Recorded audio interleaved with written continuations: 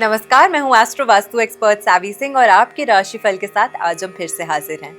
आज हम बात करने वाले हैं कि नवंबर का महीना कुंभ राशि वालों के लिए यानी कि एक्वेरियंस के लिए क्या कुछ खास लेकर आ रहा है। साल के आखिरी 2 महीने बचे हैं। मुझे पता है आप लोगों को बहुत उम्मीद है कि ये महीने जो हैं आपके जीवन में कुछ खास विशेष परिवर्तन, कुछ बदलाव जो है वो लेकर आ सकते हैं। तो ऐसे में इस महीने की और ज्यादा ऊर्जा को सकारात्मक कैसे करना है, अपने लिए और फेवरेबल एंड पॉजिटिव कैसे बनाना है, उसके लिए क्या विशेष रेमेडीज आपको करनी है, आज के वीडियो में हम आपको वो भी बताएंगे।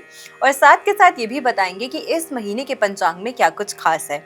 इस महीने हो रहे ग्रहों के गोचर से आपकी राशि पर डायरेक्टली किस तरीके का प्रभाव पड़ रहा है और ये प्रभाव आपके करियर में, आपके फाइनेंसेस में, आपके रिलेशनशिप्स को किस तरीके से प्रभावित कर रहा है, इन सभी चीजों को आज की वीडियो में हम इन डिटेल बताएंगे। तो इसलिए वीडियो को एंड तक जरूर देखिएगा।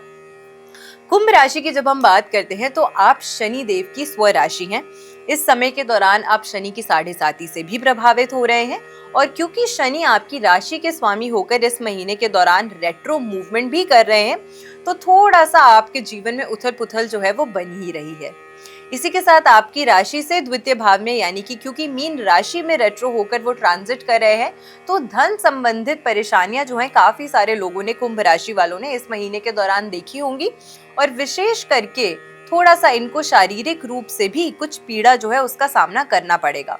लेकिन क्योंकि 28 नवंबर को इस महीने के दौरान शनि देव जो हैं वो रेट्रो मूवमेंट त्याग कर यानी कि मार्गी राह पे चलने लग जाएंगे, तो उससे आपकी हेल्थ में जो भी परेशानियां आ रही थी या फिर अटका हुआ जो भी धन था, फंसा हुआ जो भी पैसा था, वो आपको शायद वापसी मिलने के संकेत जो हैं वो इस महीने के दौरान प्राप्त होते हैं। इसी के साथ अगर हम देवगुरु बृहस्पति की बात करते हैं, क्योंकि धनतेरस के पर्व यानी कि 18 अक्टूबर को ही देवगुरु बृहस्पति ने अपनी उच्चस्थ राशि में गोचर करके कर्क राशि होती है वहां पे गोचर किया था, जो कि आपकी राशि से अगर हम बात करें तो छठे भाव की राशि है। और छठे भाव में नेचुरली जब बेनिफिक प्लैनेट्स प्लेस्ड होते हैं तो ये बहुत अच्छा सकारात्मक प्रभाव जो है वो नहीं डालते हैं। लेकिन फिर भी वो लोग जो इस समय के दौरान नौकरी में जॉब करते हैं, नौकरी पेशे से जुड़े हुए हैं, या फिर वो लोग जो किसी कंपेटिटिव एग्जाम के लिए प्रिपेयर कर रहे हैं, आप सभी लोगों के लिए आपको आपके सीनियर्स से कुछ अच्छा सपोर्ट जो है वो डेफिनेटली इस समय के दौरान मिलते हुए नजर आता है। तो ये एक आपके लिए सकारात्मक पॉइंट जो है, आपके लिए पॉजिटिव पॉइंट जो है इस महीने के दौरान साबित हो सकता है। तो उनकी सलाह जरूर लीजिएगा इस समय के दौरान। और किसी भी प्रकार से, क्योंकि 11 नवंबर को देवगुरु बृहस्पति जो है वो वक्रीय चाल में भी चले जाएंगे, तो इसीलिए अपने सीनियर्स की बात को किसी भी तरीके से नजरअंदाज मत कीजिएगा। उनकी सलाह को वाकई में आप कंसिडर कीजिएगा और महत्वता दीजिएगा, ताकि वो जो आपको गाइड कर रहे हैं हो सकता है उससे आपको काफी ज्यादा लाभ जो है इस महीने के दौरान देखने को मिलेगा। मंगल की अगर हम बात करते हैं तो मंगल इस महीने के दौरान अपनी स्व राशि स्कॉर्पियो यानी कि वृश्चिक राशि में गोचर कर रहा है, जो आपकी राशि से दशम भाव की राशि है। ये कर्म भाव की राशि है और यहाँ पर मंगल की प्लेसमेंट होना काफी ज्यादा अच्छे प्रभाव जो है वो आपके लिए डाल सकता है। इस भाव में मंगल की प्लेसमेंट आपके बिजनेस एक्यूमेन को काफी अच्छा करेगी। वो लोग जो व्यवसाय के क्षेत्र में कार्य करते हैं उनके लिए कुछ अच्छी अपॉर्चुनिटीज जो है वो आ सकती हैं इस महीने के दौरान। व्यवसाय वृद्धि के लिए आपको कुछ अच्छे लोगों के साथ आपका संपर्क हो सकता है, उठना बैठना हो सकता है, जो आपके कार्य में आपको काफी ज्यादा सफलता भी प्राप्त करवाएंगे, जो आपको आपके कार्य में काफी अच्छा सपोर्ट जो है वो दे सकते हैं। शुक्र ग्रह भी इसी राशि में मंगल के साथ युति कर रहा है वृश्चिक राशि में, तो अगेन आपके दशम भाव में ये जो प्लैनेट्स हैं वो प्लेस्ड हैं। साथ के साथ में इस महीने के दौरान यहाँ पर 23 नवंबर तक जो है वो सूर्य बुध की स्थिति और साथ में शुक्र और मंगल यानी कि चतुर्ग्रही योग दशम भाव में आपके बन रहा है, जिसमें से हम अधिकतर प्लैनेट्स जो देख रहे हैं वो क्रूर नेचर के हैं।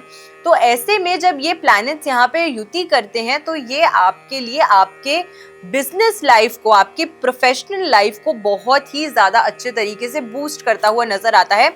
वो लोग जो नया बिजनेस शुरू करना चाहते हैं, बड़े लंबे समय से एक आइडिया अपने दिमाग में उन्होंने फिट कर रखा है लेकिन उन्हें मौका नहीं मिल रहा था या वो सपोर्ट नहीं मिल पा रही थी, उन लोगों के लिए ये समय जो है वो विशेष करके बहुत खास है, क्योंकि आपको वो सपोर्ट मिल सकती है, आपको वो गाइडेंस मिल सकती है, आपको वो ऊर्जा मिल सकती है, जिससे आप अपना ये जो नया व्यवसाय, अपना बिजनेस, अपना कार्य जो शुरू करना चाहते हैं वो कर सकते हैं।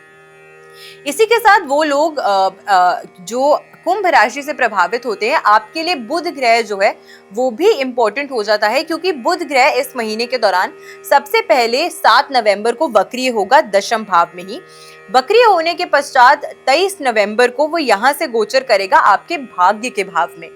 भाग्य के भाव में रेट्रो होकर बुध ग्रह जब गोचर करेगा तो आपको दो चीजों पर विशेष करके नियंत्रण रखना है। बुध है वाणी का कारक और बुध है बुद्धि का कारक। ऐसे में आपकी वाणी और आपके निर्णय दोनों में ही थोड़ी सी आपको उथल पुथल जो है वो देखने को मिलेगी।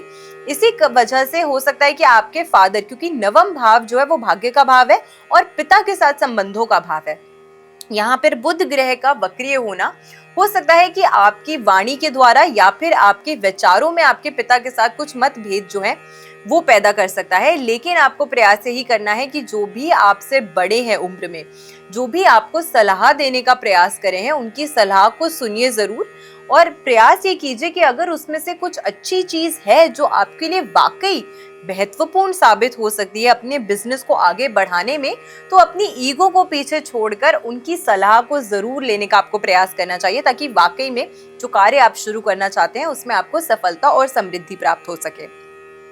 सूर्य की अगर हम बात करते हैं तो नवम भाव में रहने वाले हैं 16 नवंबर तक और उसके बाद में ये गोचर करने वाले हैं दशम भाव में।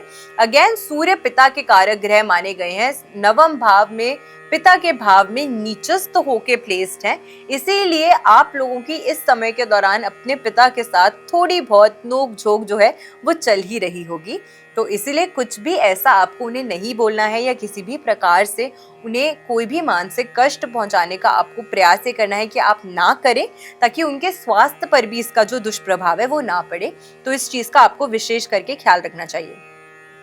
राहु की आपके लग्न भाव में प्लेसमेंट होना आपको कहीं ना कहीं थोड़ा सा आपके गोल से डिविएट कर सकती है, आपके फोकस को बिगाड़ सकती है। इसी कारण से आपको प्रयास ये करना है कि जब आपको पता है कि आप खुद इस समय के दौरान डीफोकस्ड हैं, आप खुद अपने लिए अच्छे निर्णय नहीं ले पा रहे हैं, तो बड़ों की सलाह या वो लोग जो आपसे उम्र में या तजुर्बे में ज्यादा हैं, उनकी सलाह को लेना, समझना और फिर उस हिसाब से कुछ कार्य करना आपके लिए फायदेमंद साबित होगा नवंबर के महीने के दौरान। केतु की सप्तम भाव में प्लेसमेंट होने की वजह से कहीं ना कहीं आपके खुद के अंदर से ऐसी भावना आएगी कि आप अपने पार्टनर्स पे, चाहे वो आपके व्यवसाय से जुड़ा हो या आपकी शादीशुदा जिंदगी से जुड़ा हो, आप में शक की भावना जो है वो पैदा कर सकता है। तो ज्यादा दूसरों पे शक आपको नहीं करना है, क्योंकि ये रिश्तों में मनमुटाव और तनाव बढ़ा सकता है। तो इसका भी आपको विशेष करके ख्याल रखना है। ऑल ओवर ये जो महीना है उसमें आपके लिए communication will be the key to success. जितना आप अपनी बात को अच्छे से दूसरों से कम्युनिकेट करेंगे, अपने विचारों को स्पष्ट तरीके से दूसरों के साथ साझा करेंगे, उतना ही बेहतर आपके रिलेशनशिप्स में, आपके संबंधों में आपको जो बेहतरी है वो होती हुई नजर आने वाली है। इसी के साथ में वो लोग जो लंबी दूरी की यात्रा सोच रहे हैं, उसकी वजह से भी कहीं ना कहीं आपके करियर पर कुछ जो असर है वो पड़ सकता है। तो कोई भी लंबी यात्रा पर अगर जाने का सोच रहे हैं तो अच्छे से सोच विचार करके ही जाइएगा। करीबी लोगों के साथ आपको कुछ गलतफहमियां जो है वो इस समय के दौरान बढ़ सकती हैं। तो अगेन कम्युनिकेट करना इस महीने के दौरान आपके लिए बहुत बहुत ज्यादा जरूरी होने वाला है। अपने स्वास्थ्य का भी, चाहे वो मेंटल हो या फिजिकल हो, दोनों ही तरीके से आपको ख्याल रखने का प्रयास भी जरूर करना चाहिए। अब इस महीने के दौरान एक ऐसा उपाय, एक ऐसी रेमेडी जो आपके जीवन में वाकई काफी ज्यादा सकारात्मकता लेकर आ सकती है, वो क्या रहने वाला है। आपको इस महीने के दौरान पीले चावल जो है पका के ये बनाने चाहिए, लेकिन इसमें केसर और नारियल आपको अवश्य डालना है। नारियल आपको जरूर डालना है और इस मीठे चावलों का जो भोग है आपको ये लक्ष्मी नारायण को लगाना है। अपने मंदिर में आपको भोग लगाना है पहले सभी देवी देवताओं को, और फिर बृहस्पतिवार के दिन आपको इस रेमेडी को करना है और फिर उसके बाद आपको खुद इसे ग्रहण करना है। साथ के साथ में आपको ये भी ध्यान रखना है कि एकादशी के दिन आपको चावल जो है वो अपने घर पे नहीं बनाने चाहिए। तो इस रेमेडी को आप जरूर कीजिए हर बृहस्पतिवार नवंबर के दिन में, नवंबर के महीने में। तो वाकई आपको आपके जीवन में बहुत ही ज्यादा पॉजिटिव चेंजेस आते हुए नजर आएंगे। तो मैं आशा करती हूँ आज की वीडियो आपको अच्छी लगी होगी, इन्फॉर्मेटिव लगी होगी। तो ज्यादा से ज्यादा लोगों तक वीडियो को जल्दी से शेयर जरूर कर दीजिएगा और चैनल पे नए हैं तो चैनल को सब्सक्राइब भी जरूर कीजिएगा। ऐसी ही बेनिफिशियल वीडियोज के साथ फिर से लौट कर आएंगे हम इसी चैनल पे। मैं आशा करती हूँ आपका दिन शुभ रहे। नमस्कार, जय माता दी।